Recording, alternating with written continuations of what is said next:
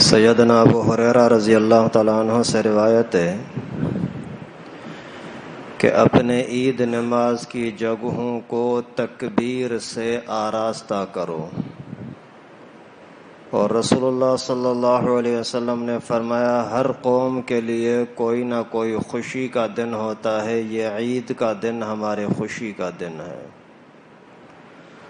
اور رسول اللہ صلی اللہ علیہ وسلم نے فرمایا جو شخص عید کے دن 300 مرتبہ سبحان اللہ و بحمدہ پڑھتا ہے اور پڑھ کر کے پھر مسلمان میتوں کو بخشتا ہے تو اللہ تعالیٰ اس کی برکت سے سب مسلمانوں کی قبروں میں نور داخل فرماتے ہیں۔ پھر جب یہ بندہ خود مرتا ہے تو اسی ہی دعاؤں کی برکت سے پھر اللہ تعالیٰ اس کی قبر کو نور سے بھر دیتے ہیں۔ تو عید کا دن یہ بھی اللہ تعالیٰ کی طرف سے ایک انعام اور تحفہ ہے۔ عید کے دن کی بھی بہت زیادہ اہمیت ہے۔ بہت سارے لوگ عید کے برکت والے دن کو اپنے کھیل تماشے کے اندر گزار دیتے ہیں، اپنے دنیاوی غیر ضروری کھیل کود میں لگ جاتے ہیں۔ یہ بہت بڑی بدقسمتی ہے۔ جب پورا مہینہ آپ نے عبادت کی ٹریننگ کی ہے، دن رات عبادت میں لگے رہے، تو اس کا اثر تو پورے سال تک ہونا چاہیے۔ لیکن افسوس یہ ہے کہ جو لوگ رمضان کو ادب کے ساتھ نہیں گزارتے، ان کے لیے عید کا دن خوشی کا نہیں، وعید کا دن بن جاتا ہے، عذاب اور مصیبت کا دن بن جاتا ہے۔ ایک روایت میں آتا ہے کہ عید کے دن اللہ تعالیٰ کی طرف سے فرشتے اتر کر کے راستوں میں بیٹھ جاتے ہیں اور آ کر کے اعلان کرتے ہیں کہ چلو جو آپ نے مزدوری کی ہے پورا مہینہ روزے تراویح کی صورت میں، اس کا انعام لینے کے لیے عید کی نماز کے لیے چلو۔ پھر جب وہاں پہنچ کر کے عید نماز آداب کے ساتھ پڑھتے ہیں اور خطبہ آداب کے ساتھ سنتے ہیں تو اس کے بعد پھر وہی فرشتے ان کو آواز دے کر کے کہتے ہیں کہ ابھی بخشائے اپنے گھر میں چلے جاؤ، اللہ تعالیٰ نے آپ کی بخشش کر دی۔ یہ بہت بڑا انعام ہے بھائی۔ ایک طرف پوری دنیا کی ملکیتیں اور خزانے مل جائیں، ان کی اتنی حیثیت نہیں جتنی اللہ تعالیٰ ہماری مغفرت کا اعلان کر دے اس کی حیثیت ہے۔ اس وجہ سے اللہ تعالیٰ کے کسی بھی بخشش والے فیصلے کو، بخشش والی حدیث کو ہلکا نہ سمجھیں۔ کسی بھی شریعت کے معاملے کو ہلکا سمجھنا بڑا خطرناک ہوتا ہے، لیکن پیغمبر کریم کا جب نام آ جائے، پیغمبر کریم کی جب حدیث آ جائے، پھر اس کو کبھی بھی ہلکا نہ سمجھا کریں۔ ایک واقعہ بزرگوں نے لکھا ہے کہ ایک شخص تھا، وہ اسی کو کسی نے بتایا کہ اگر آدمی نماز میں جاتے ہوئے امام سے پہلے رکوع یا سجدہ کر لے، پہلے پہنچ جائے تو اللہ تعالیٰ اس کی شکل بگاڑ دیں گے۔ تو اس نے کسی کو بولا یار یہ بھی کوئی بات ہے، مولوی دیکھو کیسی باتیں کرتے ہیں۔ اللہ معاف فرمائے، چند ہی دنوں کے اندر اس کی شکل گدھے کی بن گئی۔ اللہ تعالیٰ نے اس کی شکل بگاڑ دی۔ چہرے کے اوپر ہمیشہ رومال رکھ کر کے، چادر رکھ کر کے گھومتا پھرتا تھا۔ کسی نے پوچھا یہ کیا ہوا ہے؟ بولا میں نے دین کے ایک مسئلے کا انکار کیا تھا، اس کی سزا یہ ملی۔ آج کسی کتاب میں پڑھا کہ ایک بزرگ نے کسی نے بیان کیا اور مسواک کی عظمتیں بیان کی کہ مسواک کیا کرو، سنت ہے، یہ فائدے ہیں، یہ فائدے ہیں۔ تو اس ظالم کی زبان سے بھی اس کے خلاف کچھ بکواس نکل گئی۔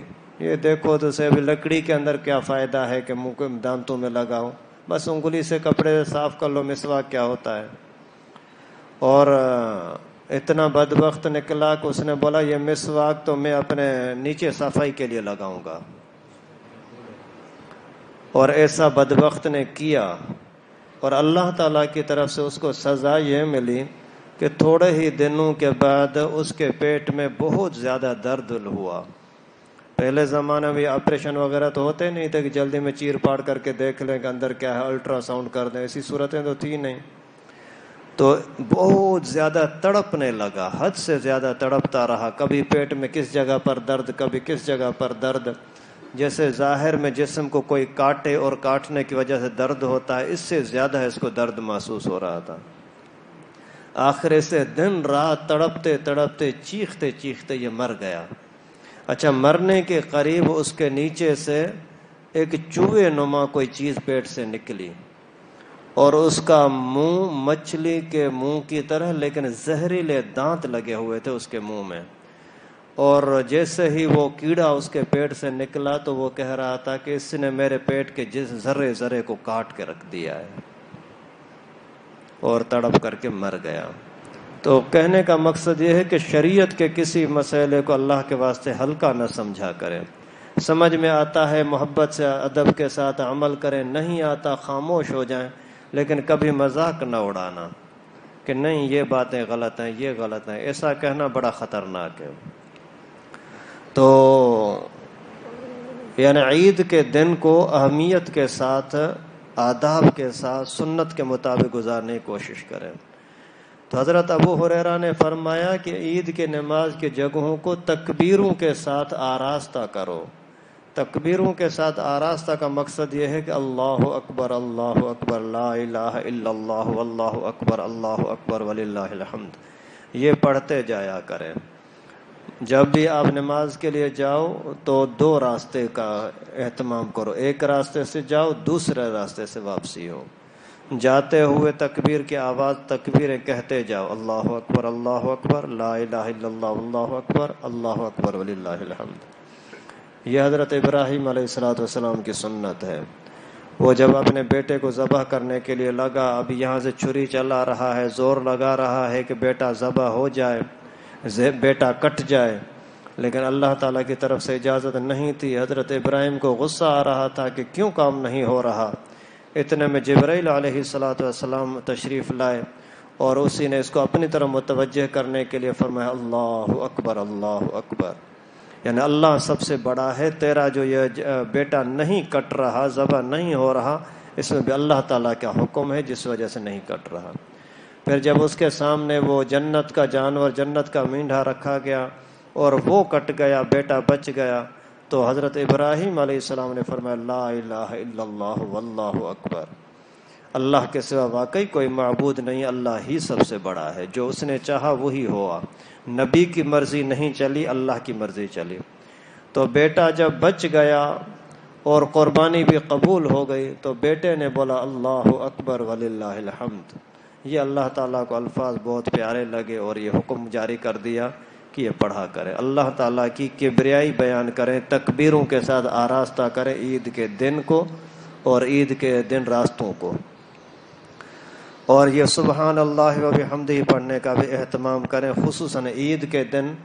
اگر ایک دن میں آپ 10-15 منٹ، آدھا گھنٹہ بیٹھ کر کے کسی بھی ٹائم پر دعا کریں اپنے مردوں کے متعلق، ابا کو اللہ معاف کر دے، اللہ میری اماں کو معاف کر دے، اللہ میرے مسلمان بھائیوں کو معاف کر دے، میں اس کا ثواب ان کے بخشتا ہوں، تیرے حوالے کیا، یا اللہ جو کچھ میں نے قرآن پڑھا یا ذکر کیا، قل پڑھے، یہ سارا کا سارا تیرے حوالے، اے اللہ تو اسی کو مسلمانوں کے روحوں کو بخش۔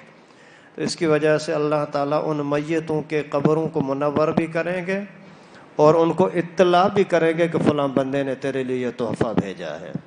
اور اس سے بڑھ کر انعام یہ کہ جب آپ کی موت آئے گی تو پھر آپ کے لیے بھی قبر کو منور کیا جائے گا، یہ بھی اللہ تعالیٰ کا بہت بڑا انعام ہے۔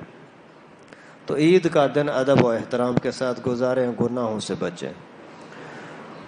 عید کے دن سب سے پہلے تو صبح کو جلدی اٹھنے کی کوشش کریں، اور نماز وغیرہ فرض نماز ہے پابندی کے ساتھ، غسل کر کے، مسواک کر کے، اچھی طرح سے خوشبو وغیرہ لگا کر کے، اپنے جسم کو صاف ستھرا کر کے، نیا لباس ہو تو وہ پہن کر کے، نیا نہیں ہے تو کوئی صاف دھلا ہوا اچھا سا کپڑا وہ پہن کر کے جائیں، اور وہاں جا کر کے اچھا عید الفطر کی عید میں بہتر یہ ہے کہ صبح کو کچھ نہ کچھ میٹھا کھا کر کے جائیں، کھجور ہو، سیویاں ہو، حلوہ ہو، جو بھی ہو کچھ نہ کچھ کھا کر کے جانا بہتر ہے۔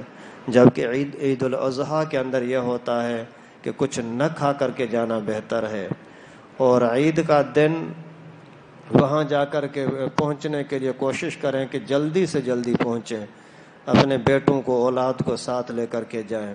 اور یہ جو ہمارے عرف کے اندر لوگوں میں مشہور ہے کہ عید کے دن ایک دوسرے سے معافی تلافی کرتے ہیں، یار غلطی شلطی معاف کرنا، یہ بہت اچھی بات ہے، لیکن یہ رسم کے طور پر نہیں، آداب کے ساتھ بولا کرو۔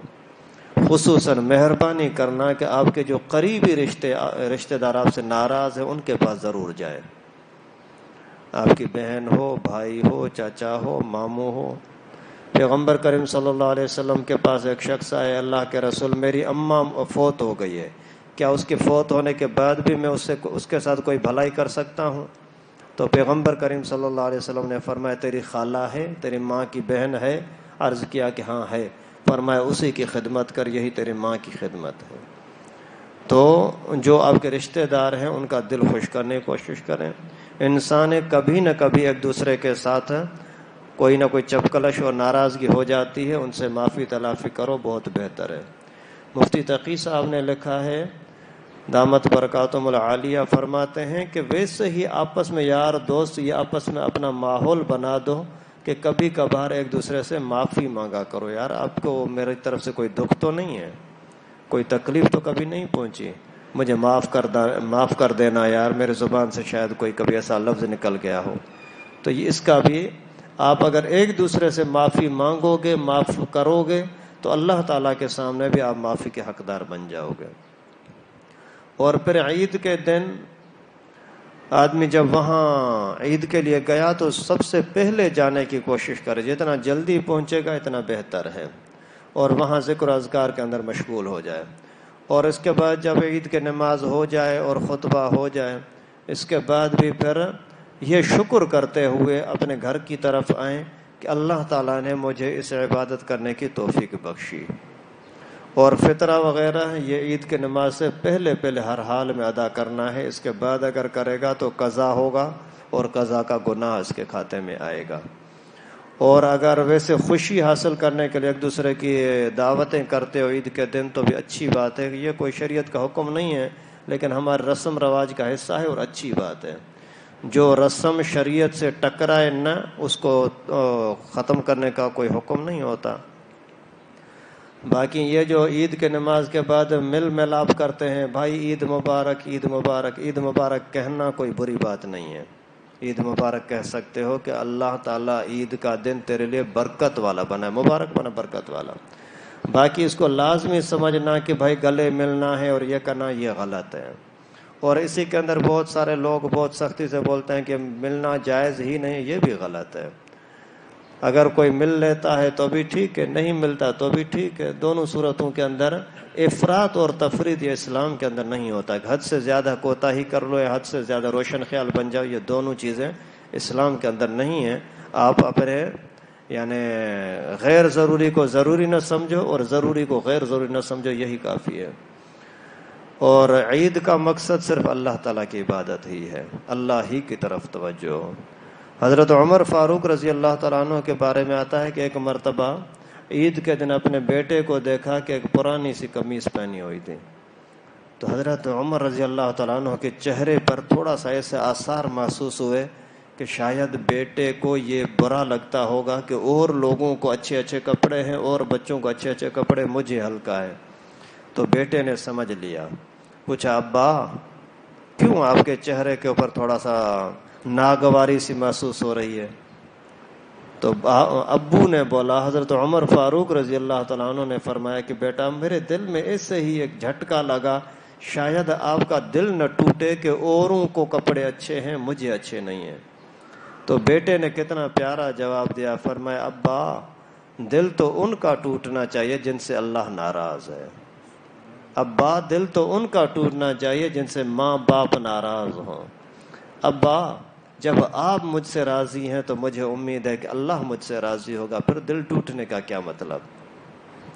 اور باپ نے پھر بیٹے کو گلے لگا کر کے اور اس کے لیے دعائیں دی کہ اللہ تجھے خوش رکھے۔ تو عید کے دن توجہ کپڑوں پر نہیں، چپل پر نہیں، دنیا کے ساز و سامان پر نہیں، اللہ کی طرف کرو، بہت فائدہ ہوگا۔